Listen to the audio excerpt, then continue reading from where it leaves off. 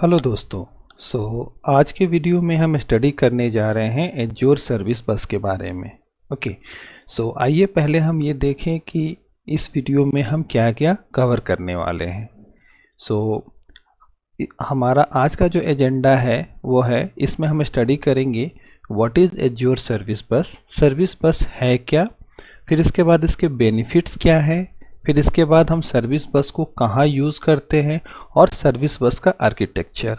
इसमें मैंने डेमो लिख रखा है, लेकिन डेमो अगर मैं इंक्लूड करूँगा तो वीडियो काफ़ी लंबा हो जाएगा, इसीलिए हम लोग बस शुरू के 4 पॉइंट पे ही डिस्कस करेंगे। ओके, तो आइए सबसे पहले हम स्टडी करते हैं कि एज्योर सर्विस बस है क्या। दोस्तों, आगे बढ़ने से पहले मैं रिक्वेस्ट करूंगा कि अगर आपने चैनल को सब्सक्राइब नहीं किया है तो प्लीज़ सब्सक्राइब कर लें। ओके, चलिए स्टार्ट करते हैं आज का वीडियो। पहला क्वेश्चन होता है क्या है कि ये सर्विस बस है क्या। ठीक है, तो सर्विस बस एक्चुअली में आपका एक सिंपल हम कह सकते हैं कि ये fully manage enterprise message broker है। ओके, मैसेज ब्रोकर कहने का मतलब क्या होता है, जो कि एक मैसेज को सोर्स से डेस्टिनेशन में ले जाता है। ओके, मतलब जो प्रोड्यूसर होगा और सब्सक्राइबर होगा या कंज्यूमर होगा, उनके बीच में ट्रेवल करेगा। और मैसेज क्या हो सकता है, तो मैसेज किसी भी, जैसे कि जस्ट लाइक कि एपीआई का रिस्पॉन्स हो गया, तो ये एक आपका मैसेज होता है। ओके, या हम कह सकते हैं कि जस्ट लाइक कि हमने प्रीवियस वीडियो में इवेंट्स पढ़ा था, यहाँ पर मैसेज क्या हो गया कि हम लोग जस्ट लाइक सपोज कीजिए कि हम एसएमएस करते हैं, तो एसएमएस क्या होता है, एक मैसेज होता है। और वो मैसेज हमारा अगर व्हाट्सएप में भी हम एक मैसेज करते हैं, तो वो मैसेज जब डिलीवर होता है तो उसके नीचे टिक मार्क आ जाता है, double tick mark, blue tick mark आ जाता है, जिससे कि ये कंफर्म हो जाता है कि ये मैसेज जो है डिलीवर हो गया। ओके, तो ठीक यही यहाँ पर है आपका कि मैसेज बस आप सिंपल समझ लीजिए कि कोई भी एक बॉडी जो आपका किसी भी फॉर्मेट में रह सकता है। ये फॉर्मेट जेसन में हो सकता है, एक्सएमएल में हो सकता है, एपाचे, एवरो एंड प्लेन टेक्स्ट में भी हो सकता है।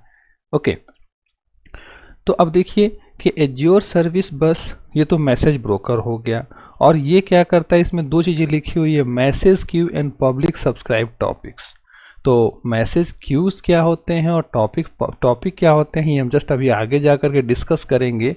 तो फिलहाल यहाँ पर हम लोग बस इतना ही समझें इस लाइन से कि एज्योर सर्विस बस क्या होता है, तो ये fully manage enterprise message broker होता है। That's it.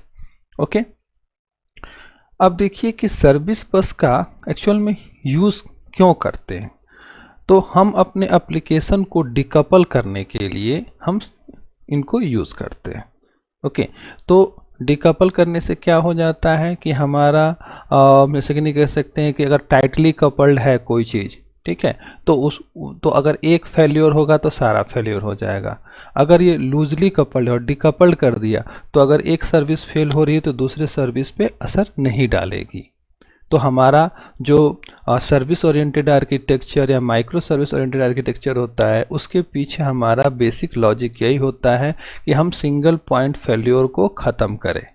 ओके, तो डिकपलिंग करना ये सबसे बड़ा वर्क है सर्विस बस का। अब ये कैसे होता है हम आगे चल के स्टडी करेंगे। और ये डेटा ट्रांसफ़र करता है between different application and services using messages. Okay, तो इसके बारे में एक लाइन हम ये समझें कि क्या होता है कि आपका एक माइक्रो सर्विस है जो कि एक तरह से कहा जाए ऑर्डर प्लेस करने के लिए। ठीक है, तो ऑर्डर प्लेस करने के लिए आपने क्या किया, कार्ट में आइटम्स ऐड किए और ऑर्डर प्लेस बटन पे क्लिक किया।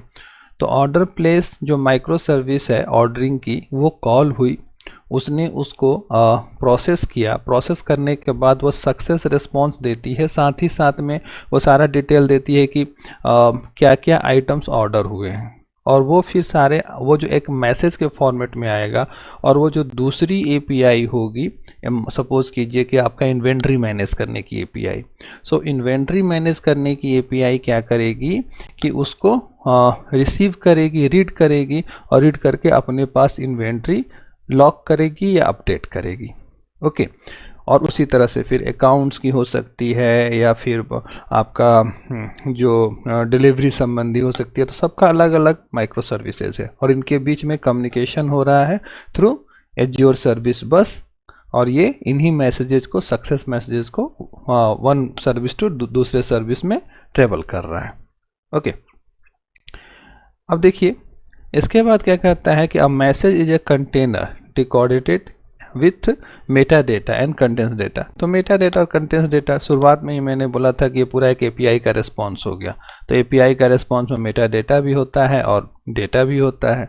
ओके, तो ये आपका किसी भी तरह का इंफॉर्मेशन हो सकता है जो स्ट्रक्चर्ड डेटा होगा, और वो आपका जो डिफरेंट फॉर्मेट मैंने कुछ देर पहले बताया, उन सारे फॉर्मेट्स में डेटा हो सकता है और इजी वे में वो ट्रेवल करेगा।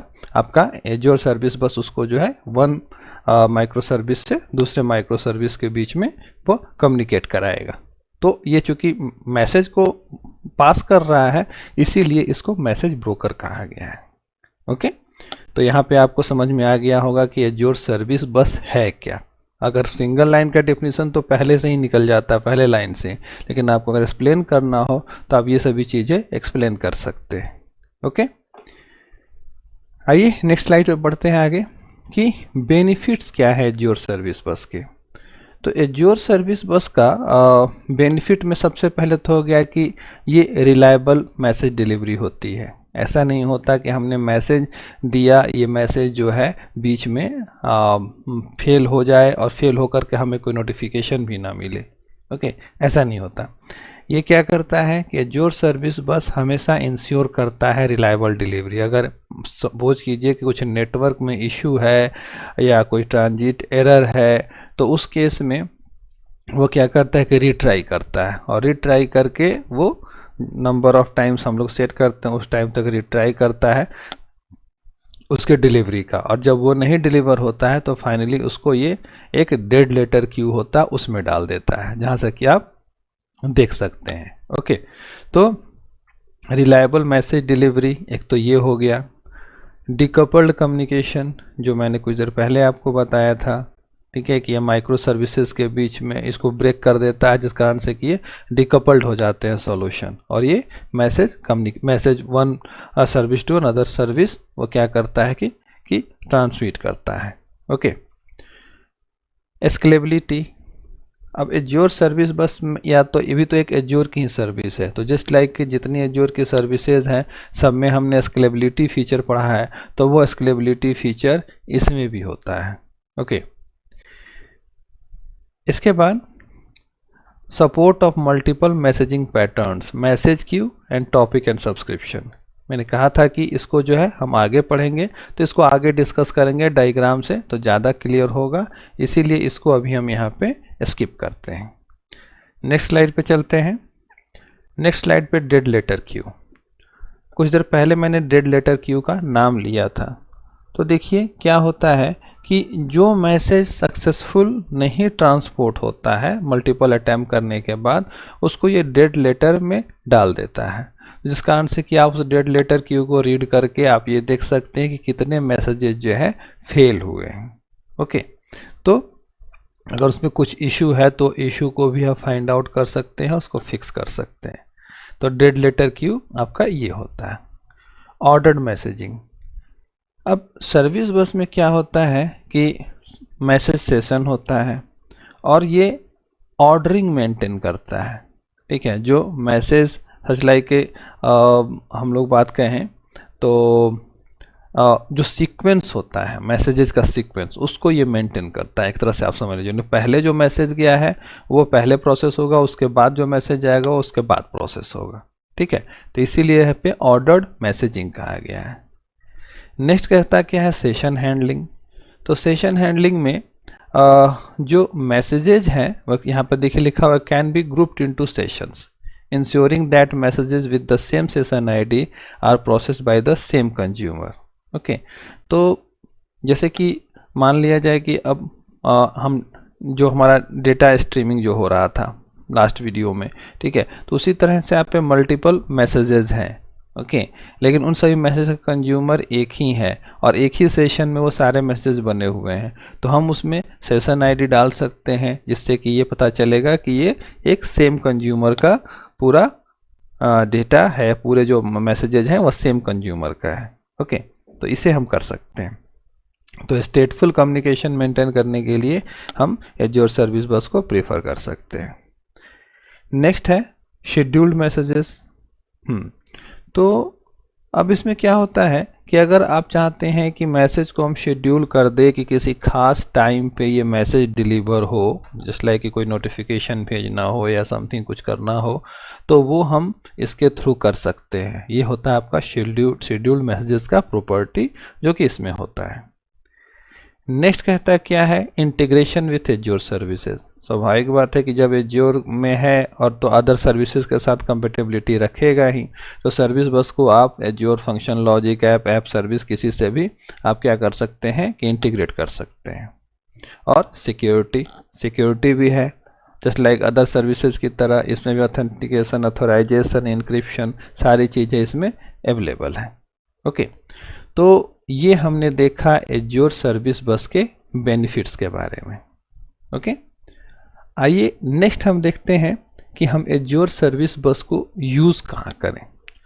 तो एज्योर सर्विस बस को हम ये जो नीचे दिए हुए हैं सिनेरियोज उसमें यूज़ कर सकते हैं। जस्ट लाइक कि माइक्रो सर्विसेज के बीच में कम्युनिकेशन करना हो, जिसका एग्जांपल मैंने अभी थोड़ी देर पहले दिया था, ठीक है, उसमें, या कोई इवेंट ड्रिवन आर्किटेक्चर हो, event driven architecture just like कि कोई ब्लॉग में फाइल अपलोड हुआ तो उसके बाद में वहाँ से सक्सेस मैसेज गया, फिर वो सक्सेस मैसेज हमने सर्विस बस में डाला, सर्विस बस उसको आगे ट्रेवल किया, दूसरे माइक्रो सर्विस में डाला। तो उस तरह का भी अगर करना हो तो वो इवेंट ड्रिवन आर्किटेक्चर यहाँ पे हम इसकी हेल्प से कर सकते हैं।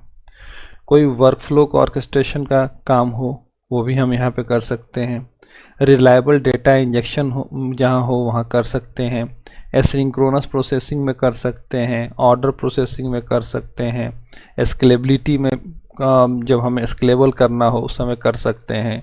ठीक है, public subscriber pattern, schedule task and reminder, global data distribution, hybrid solution और dead letter queue for error handling.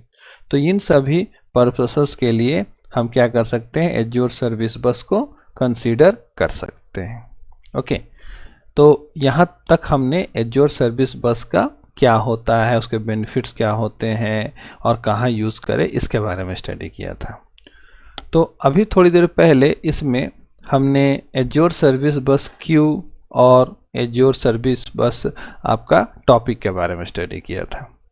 तो देखिए एज्योर सर्विस बस क्यू क्या है और टॉपिक क्या है। तो ये दोनों जस्ट लाइक कि मैसेज ब्रोकर के टाइप हो गए कि, और वो डिपेंड करता है कि वो किस तरह से मैसेज को कंज्यूम करते हैं और किस तरह से आगे प्रोसीड करते हैं।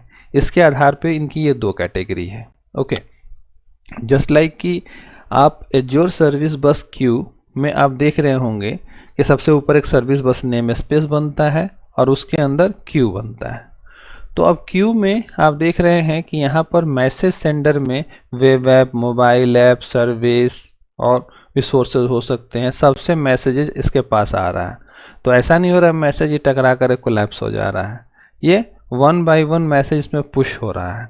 ठीक है, और ये इस क्यू में ये क्यू जो है एक तरह से आपका देख सकते हैं कि सबसे पहले जो मैसेज गया है, ठीक है, और दूसरा मैसेज आ रहा है उसके पीछे आ रहा है, तो सबसे पहले जो मैसेज गया है वो पहले आगे निकलेगा।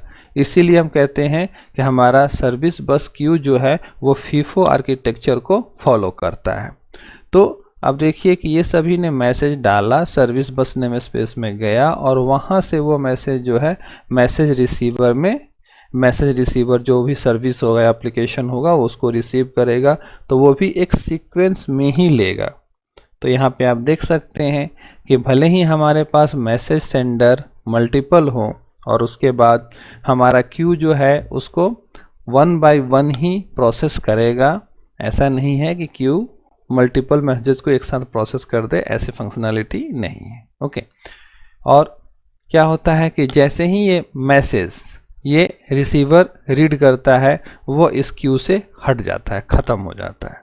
ओके, तो ये आपका एज्योर सर्विस बस क्यू है। नेक्स्ट हम देखते हैं एज्योर बस टॉपिक। टॉपिक का कॉन्सेप्ट थोड़ा अलग है। इसमें क्या है, मैसेज सेंडर तो वही है, लेकिन ये मैसेज भेजते हैं क्या, टॉपिक में। और ये टॉपिक जो सब्सक्राइबर होते हैं, ठीक, वही सब्सक्राइबर इसको रिसीव कर सकते हैं। तो रिसीवर में मान लिया बिजनेस लॉजिक है, ऑडिट है, या कोई थर्ड मैसेज रिसीवर भी हो सकता है। तो इसमें क्या है कि ये जो है इस टॉपिक में आप देख सकते हैं कि 2 सब्सक्रिप्शन है। ये क्या करते हैं कि ये मैसेज इस टॉपिक में डाल देते हैं, और टॉपिक के बाद में यहाँ पर जो सब्सक्राइबर है, ठीक है, वही सब्सक्राइबर मैसेज को ले सकता है। सपोज कीजिए कि यहाँ से इन लोगों ने एक मैसेज डाला टॉपिक में, और टॉपिक में वहाँ पे 2 सब्सक्राइबर हैं, तो होगा क्या कि जब तक दोनों सब्सक्राइबर इस मैसेज को रीड नहीं कर लेते हैं तब तक वो इसी में मैसेज पड़ा रहेगा, ठीक है, वो हटेगा नहीं। तो इसलिए यहाँ पर यह है कि टॉपिक में कोई मैसेज ए आया तो सब्सक्राइबर 1 को भी रीड करके एक्नॉलेज करना पड़ता है, सब्सक्राइबर जो मल्टीपल सब्सक्राइबर n तक को रीड करके एक्नॉलेज करना पड़ता है, तभी वो मैसेज हटता है टॉपिक से। ओके, तो यहाँ पर यही डिफरेंस है कि वहाँ पे था सिंगल 1 by 1, यहाँ पे है पैरेलल और बहुत सारे एक साथ हो जाते हैं। ओके, तो ये हमने देखा कि एज्योर सर्विस बस टॉपिक और क्यू क्या है, इन दोनों के बीच में क्या डिफरेंस है, इसके बारे में देखा। ओके, तो आशा है आपको वीडियो समझ में आया होगा। आप इसे लाइक शेयर और सब्सक्राइब कीजिए। थैंक यू दोस्तों।